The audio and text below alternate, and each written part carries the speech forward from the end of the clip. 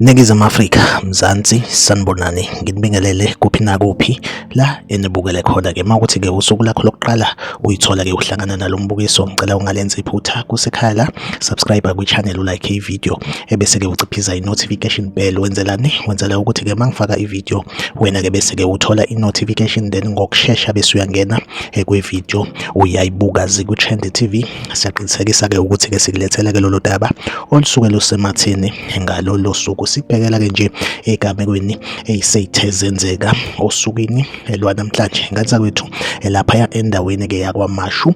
Kutholakele-ke abesifazane ababili bebulewe base belahlwa ehlathini lomhlanga laphaya mubheke ngaseklinikhi ePholi kwaMashu nje usuka esiteshini. Impela-ke balahlwe lapho sebebulewe. Kwaziwa-ke ukuthi-ke ngabe abakuphi. Kucelakala-ke mhlambe makhona odukelwe ilunga lomndeni elingowesifazane aphuthume emaphoyiseni-ke akhona laphana-ke kwaMashu. Sekusona-ke isigameko esifanayo laphaya eFlaxbus River eduze kwaseKuruleni West College laphaya eKatlehong. Kuthiwa-ke nakhona kusanda kutholakala-ke owesifazane edlwenguliwe wase eyabulawa. Nokho-ke yena uyabonakala ukuthi-ke okungenzeka unukubeziwe ngokocansi ngoba-ke utholakele eshonile and ibhlukwe lilaphaya emadolweni-ke. Isithombe sakhona-ke inganza kwethu angizukusifaka ngenxa yokuthi-ke uYouTube awusivumeli ukuthi-ke sifake ithombe esifana nalesi-ke esiveza umuntu-ke eleli phansi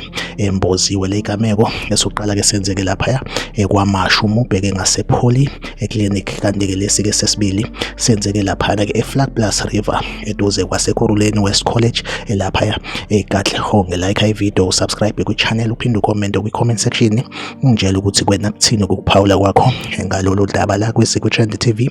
Ngisohleze ngikhona ngulethela-ke indaba eyisematheni usuku nosuku. Asihlangabezane kwi-video elandelayo.